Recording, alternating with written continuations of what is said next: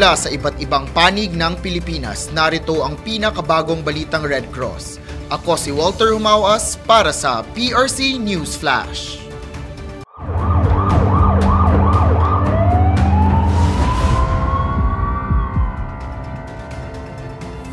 Sa kasagsagan ng malaking sunog na tumupok sa mga ari-arian at kabahayan ng tinatayang 1,600 na pamilya o nasa 5,000 individual sa Aroma Road 10, Tondo, Manila.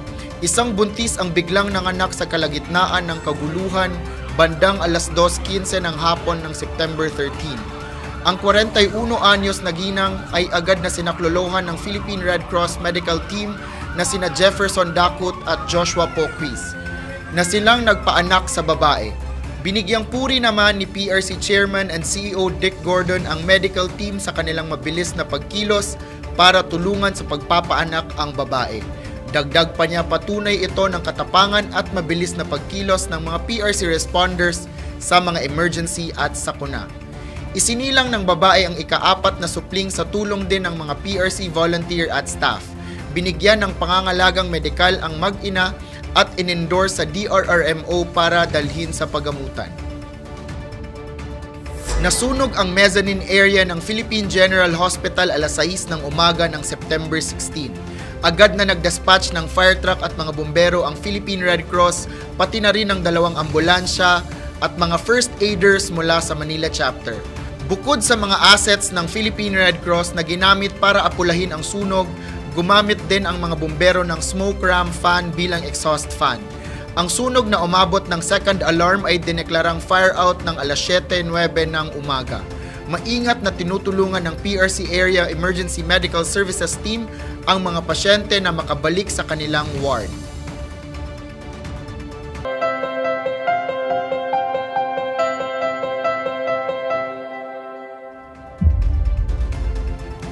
Nagsagawa ng bloodletting activity ang alagang PBA ng Philippine Basketball Association sa pakikipagtulungan ng Philippine Red Cross at Smart Araneta Coliseum, kung saan dito rin ginanap ang event nitong September 15. Layo ng bloodletting activity na hikayatin ang publiko na magbigay ng dugo at ang mga PBA players ang isa sa mga nagsulong ng kampanyang ito. Kasama rin ang mga sundalo at mabubuting donors na nag-walk-in para makatulong na madagdagan ang supply ng dugo sa PRC at maibahagi ito sa mga nangangailangan. Naroon din si PRC Chairman at CEO Dick Gordon kung saan pinuri niya ang PBA at mga manlalaro nito sa kanilang suporta. Papasalamat ako sa PBA. This is the first time in a long time kasi nagkaroon ng pandemic. Tama si Willie Marshall, Commissioner Willie Marshall. Kaya importante ito na inaaraw-araw namin kailangan may bloodletting para sa buong Pilipinas kaya natin magbigay kahit na saan. Hindi nawawalan ng dugo ang Red Cross. Salamat sa mga tao. Ang mga tao na nagdadala ng Red Cross. Ayon naman kay PBA Commissioner Willie Marshall, mahaba na ang pagsasama ng PBA at Philippine Red Cross. Matagal na namin kapartner ng Red Cross sa ganitong mga blood donation. Nagdo-donate din kami sa iba, pero itong Red Cross, lagi namin priority. At hindi lang sila sa blood na nakakatulong sa lahat ng bahay, sa lahat ng bagay, sa lahat po ng sakuna. Hindi lang sa pagdo-donate, kung sa may problema, kung may baha o saan kailangan, nandyan po yung Red Cross. Dahil kritikal ang buwan na Nobyembre at Disyembre para sa donasyon ng dugo, sinamantala ng mga manlalaro ng PBA ang pagkakataon na himukin ang publiko na mag-donate ng dugo. Hinihikayat po namin kayo na samahan kami dito mag-donate sa Philippine Red Cross ngayon darating na holiday season. Sama-sama po tayo magbigay ng regalo para sa kapwa natin na nangangailangan ng dugo.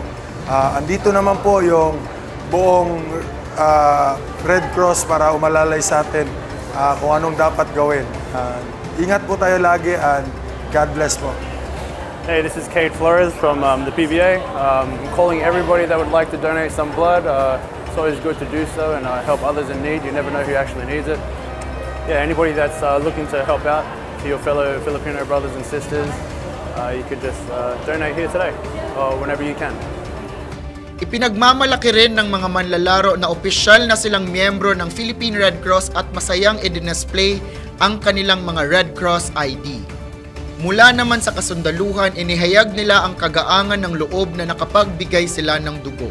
Ang pagbigay ng dugo ay napakasarap na pakiramdam dahil nakapagbigay ka ng dugo sa mga taong nangailangan at malaki din bagay sa aming mga sundalo na nakapagbigay ng tulong sa mga nangailangan, lalo na sa mga may sakit po. Inaasahan ng PBA at ng Philippine Red Cross na palakasin pa ang kanilang partnership sa hinaharap, habang patuloy nilang binibigyang inspirasyon ang mas maraming Pilipino na lumahok sa life-saving initiatives ng PRC. Ang PRC ay nakakolekta ng 95 units ng dugo mula sa PBA Bloodletting Project. Muling pinapaalalahanan ng Philippine Red Cross ang lahat na maging alerto sa mga darating na oras dahil naging bagyo na ang low pressure area sa silangan ng Aurora. Alas 5 ng umaga ngayong September 16 ayon sa Pag-asa. Magdadala ito ng malakas na pag-ulan sa Northern Luzon pero maliit lamang ang impact ng hangin. Hihila rin ito ng habagat na magpapaulan pa sa mga western sections ng Luzon at Visayas. Inaasahan ang mga landslides at pagbaha. Laging mag-monitor ng weather updates dahil may mga pagbabago pa ang forecast. Anong ganap sa Philippine Red Cross Rizal Chapter? Naghahanap ang PRC Parañaque City Branch ng Emergency Medical Technicians at Emergency Medical Services Volunteers para maging bahagi ng kanilang grupo. Kung ikaw ay may sapat na skills at knowledge para maging bahagi ng kanilang team, i-email na ang iyong resume sa rizalparañaque@redcross.org.ph. Matuto at magsanay ng occupational first aid training sa September 19 hanggang 20 at standard first aid training naman sa September 24 hanggang 27. Ang mga pagsasanay na ito ay sertipikado ng DOLE. Para sa karagdagang detalye, maaaring tumawag sa 0917-177-5143 o sa landline number na 8836-4790. Ang PRC Rizal Chapter Parañaque Branch ay nasa 8208 Dr. Arciado Santos Avenue, Barangay San Isidro, Parañaque City. Nagpapasalamat ang PRC Rizal Chapter sa Brother International Philippines Corporation para sa pagtitiwalang ibinigay nila sa grupo. Ang Rizal Chapter ang nagbigay ng Occupational First Aid Training and Basic Life Support CPR with AED sa Brother International, kung saan pinuri rin nila ang PRC sa kanilang mga natutunan. Ang skills na natutunan nila ay makakatulong sa trabaho at sa anumang pagkakataon sa lugar. Sa masusugid naming manonood ng PRC News Flash at kung nadaanan nyo ang aming news program, mag-subscribe, i-follow, i-like at i-share na ang Philippine Red Cross Facebook page, Instagram, X, TikTok at mapapanood na rin kami sa aming YouTube channel ng Philippine Red Cross araw-araw. Don't miss an episode, maging konektado sa PRC News Flash para sa napapanahong balitang Red Cross. Kung mayroon kang malasakit, kusang loob at kapwa-tao at gusto mong mag-volunteer sa Philippine Red Cross, pumunta lamang sa pinakamalapit na chapter sa inyong lugar at tumawag naman sa Hotline 143 para sa mga emergencies. At yan ang pinakabagong balita mula sa PRC. Ako si Walter Humawas para sa PRC News Flash.